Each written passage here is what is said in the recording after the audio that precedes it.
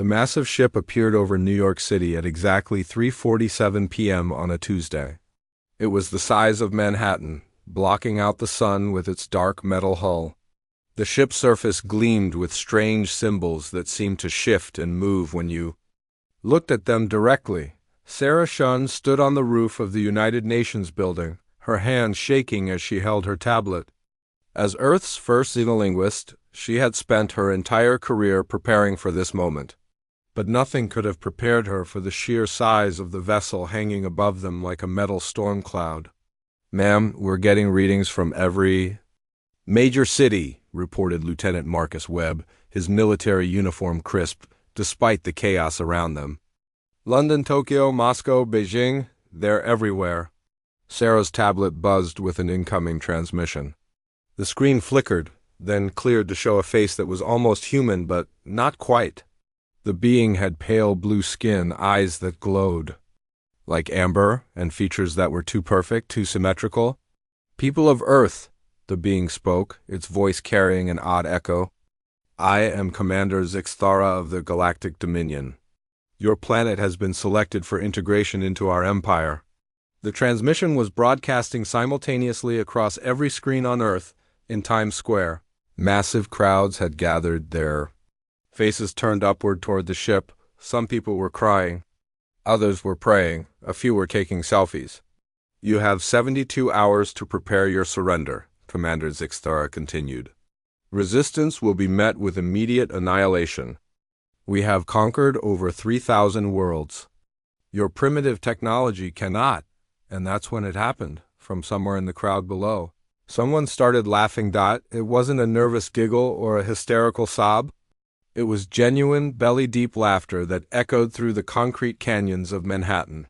Within seconds, more voices joined in.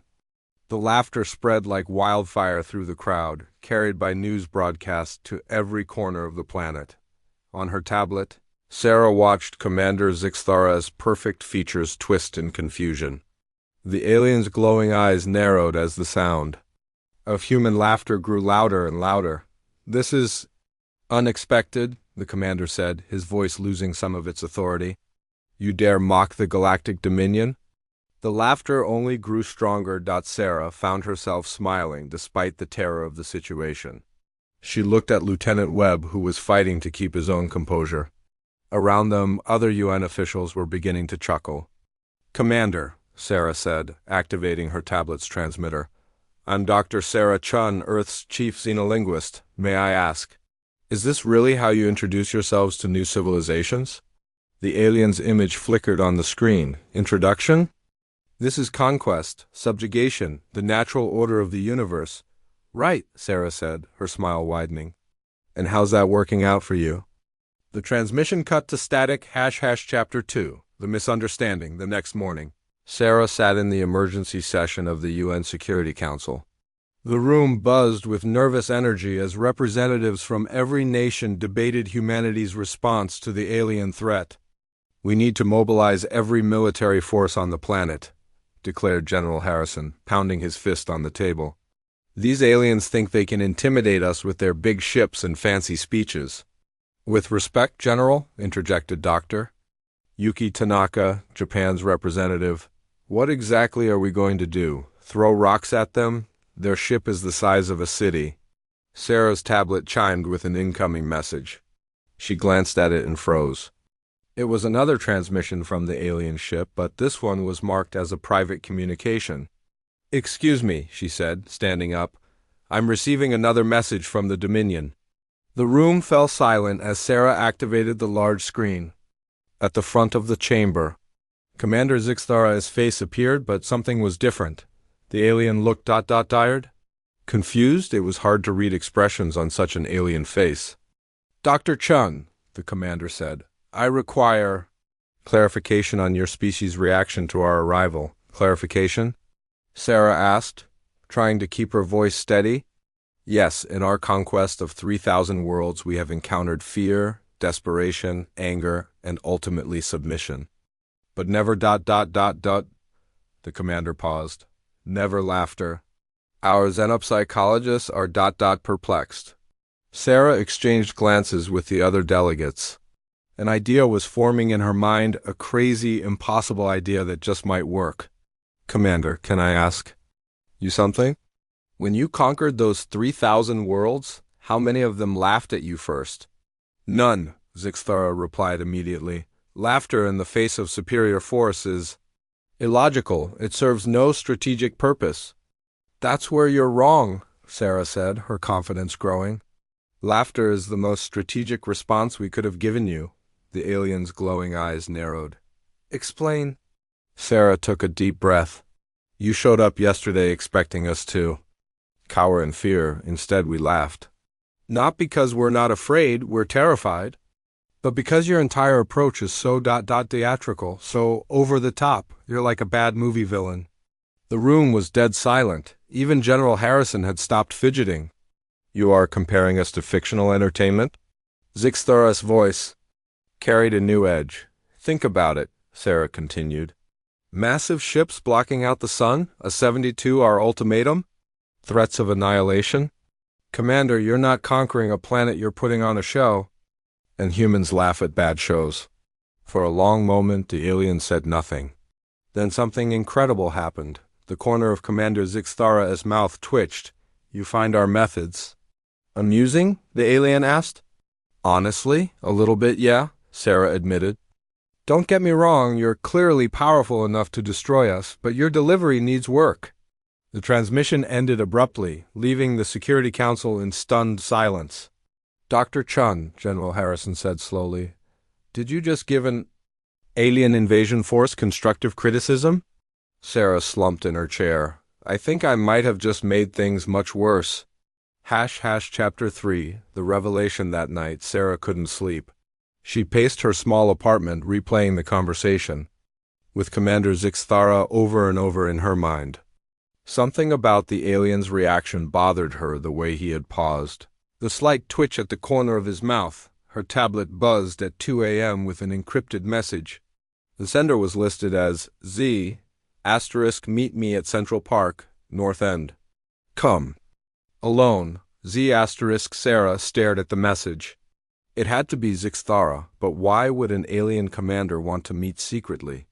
And why in Central Park of all places? An hour later, Sarah found herself walking through the eerily quiet park. The alien ship loomed overhead, its hull blocking out the stars. She reached the designated meeting spot, a small clearing near the reservoir, and waited. A figure emerged from the shadows. It was Commander Zixthara, but not as she had seen him before. The alien was wearing what looked like a simple gray jumpsuit instead of the elaborate uniform from the transmissions. Up close, Sarah could see that his skin wasn't just pale blue, it had a subtle iridescent quality that shifted colors in the moonlight. You came? He said, his voice lacking the booming authority from their previous encounters. Was I supposed to bring the army? Sarah asked, trying to keep her tone light despite her racing heart. Zixthara did something that made Sarah's breath catch. He smiled. It was a small, almost human expression that completely transformed his face. Dr. Chun, he said, I need to tell you something that could get me executed by my own people. That sounds ominous. The Galactic Dominion ... We are not conquerors, Sarah blinked. I'm sorry, what? We are actors, Zixthara continued, his voice dropping to barely above a whisper. All of us. The entire fleet, the invasion forces, the threats of annihilation, it's all a performance. A performance? Sarah's mind reeled. What kind of performance? Involves threatening to destroy entire planets? The kind that prevents actual war, Zixthara said, sitting down on a nearby bench. Dr. Chun, the galaxy is vast and full of civilizations at different stages of development. Some are peaceful, others are aggressive. Without some form of organization, there would be constant warfare. Sarah sat down beside him, her mind racing. So you pretend to be an evil empire to, what? Scare people into joining you? Not scare. Intimidate into cooperation. Most civilizations, when faced with overwhelming force, choose to negotiate rather than fight. We offer them membership in the Dominion protection, trade, technology sharing. In exchange, they contribute to the common defense and follow basic laws of conduct, and if they refuse, we leave, Zixtara said simply. We have never actually destroyed a planet, Dr. Chun, never killed a single being in the name of conquest. The entire military might of the Dominion is an elaborate fiction, designed to prevent real violence. Sarah stared at him. You're running the galaxy's most elaborate protection racket. I suppose that is ... one way to put it. The alien smile widened, though we prefer to think of it as preventive diplomacy. But why are you telling me this? If anyone finds out, because, Zixtara interrupted, in 3,000 first contacts, no species has ever laughed at us. Do you understand what that means? Sarah thought about it. It means we're either incredibly stupid or you see through the performance, Zixtara finished. Humans are the first species to recognize that our threats are theater, and if you can see through our act ... then maybe you don't need to act at all, Sarah said, understanding flooding through her. The alien nodded. We have been performing this charade for over 2,000 years, Dr. Chun. We are tired of being the villains in our own story. But we don't know how to stop without admitting the deception to 3,000 civilizations? Sarah looked up at the massive ship hanging over the city. Commander, what if I told you that humans might have a solution to your problem? I would be very interested to hear it. But first, Sarah said, standing up, I need to ask you something. That little smile you did during our transmission today, was that the first time you've ever broken character during a first contact? Zixtara looked embarrassed. Yes, our psychological conditioning is usually perfect. But your response was so ... unexpected. I found myself genuinely curious about your species rather than simply following protocol. Good, Sarah said, a plan forming. In her mind. Because I think it's time the galaxy met the real Galactic Dominion. And humans are going to help you figure out how to make that happen. You would do that? Even after we threatened your world? Sarah grinned. Commander, we laughed at your threats. Did you really think we'd hold a grudge over some bad acting? 4. The first time since their conversation began, Zixtara laughed. It was a sound like wind chimes mixed with distant thunder, completely alien but somehow familiar.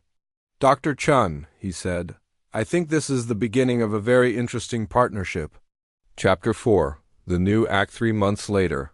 Sarah stood on the bridge of the Dominion flagship, the same massive vessel that had once loomed threateningly over Earth. But now, instead of being a symbol of conquest, it served as a mobile embassy. Traveling between worlds, the bridge was a marvel of alien engineering, with holographic displays showing the locations of thousands of star systems. But what struck Sarah most was the atmosphere. Instead of the grim efficiency she had expected from a military vessel, the bridge buzzed with the energy of excited researchers and diplomats. Dr. Chun, called out Zixtara, who now wore the simple jumpsuit she had first seen him enduring. Their secret meeting. We're approaching the Kepler system. Are you ready for our first joint diplomatic mission? Sarah nodded, checking her tablet one more time. The plan they had developed was ambitious, maybe even crazy. Instead of the traditional Dominion approach of arriving with threats and ultimatums, they would try something revolutionary: honesty. Remember, Sarah said to the mixed crew of humans and aliens working around them, we're not here to intimidate or conquer. We're here to invite the Keplerians to join a community of civilizations based on mutual cooperation and shared benefits. Lieutenant Webb, who had volunteered to join the diplomatic mission, looked up from his station. And if they refuse? Then we thank them for their time and leave, Sarah replied. No threats, no ultimatums, no resistance is futile speeches. The ship dropped out of hyperspace near a blue-green world orbiting a sun-like star. Almost immediately, the communications array lit up with incoming signals from the planet's surface. They're hailing us, reported Ensign Kala, one of Zixtara's original crew members. Multiple channels, all asking who we are and what we want. Open. A channel, Sarah said. All frequencies. The main screen flickered to life, showing what appeared to be a hastily assembled council of Keplerian officials. The aliens looked like a cross between humans and birds, with feathered crests and large, intelligent eyes. "Unknown vessel," said the apparent leader, her voice carrying the trill of a natural singer. "You have entered Keplerian space without authorization. State your intentions." Sarah stepped forward, her heart racing. This was the moment that would determine whether their new approach would work. "Greetings," she said, her voice calm and friendly. "I'm Dr. Sarah Chun, representing a cooperative alliance of civilizations called the Galactic Dominion. We've come to learn about your culture and to extend an invitation to join our community." The Keplerian leader's crest feathers ruffled. "An invitation, not a demand?" "Definitely an invitation," Sarah confirmed. "We believe that civilizations work best together when they choose to cooperate, not when they're forced to submit." But you have a massive warship," stammered another Keplerian official. "Surely you're here to conquer us." Zixthara stepped up beside Sarah. "This ship is indeed large, but it's not a warship. It's a mobile embassy and research vessel. We found that having impressive technology helps people take us seriously, but we use it for exploration and diplomacy, not conquest." The Keplerian council members looked at each other uncertainly. Their leader spoke again. "This is ... not what we expected. Our deep space sensors detected your approach weeks ago. We've been preparing for invasion." "I'm sorry to hear that," Sarah said genuinely. "That must have been terrifying. We're still working on better ways to announce our presence without causing panic." "You single quotes, apologizing?" the leader asked, her voice filled with disbelief. "Of course, the last thing we want is to frighten people. We're hoping to make friends, not enemies."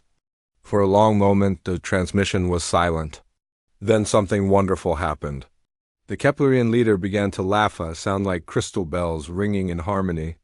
"You know," she said, "in all our scenarios for first contact, we never considered the possibility that the aliens would be polite." Sarah grinned. "Politeness is surprisingly effective diplomacy." "Very well, Dr. Chun. I am Council Prime Shiara of the Keplerian Federation. We would be honored to hear your proposal." As the initial negotiations began, Sarah felt a tap on her shoulder.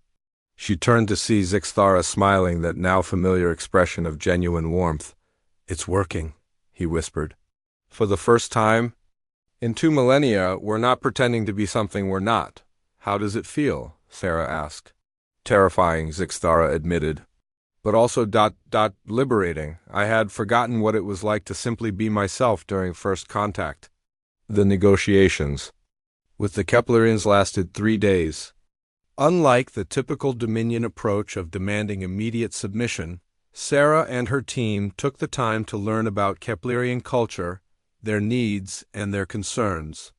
They offered technology sharing, protection from hostile forces, and access to trade networks, all without demanding anything in return except peaceful cooperation.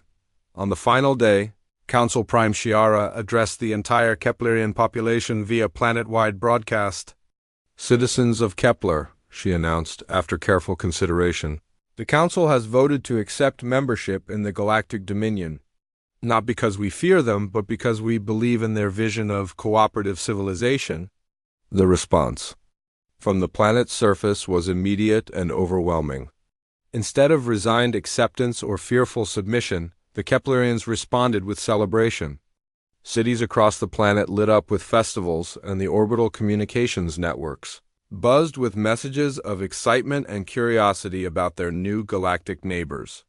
"Dr. Chun," said Zixthara as they watched the celebrations from the ship's observation deck, "what we've accomplished here in 3 days. It's more meaningful than anything we achieved in 2,000 years of intimidation." "And it's just the beginning," Sarah replied. "We need to visit the other 3,000 worlds, let them know that the Dominion has changed." "That will take decades," Zixthara pointed out.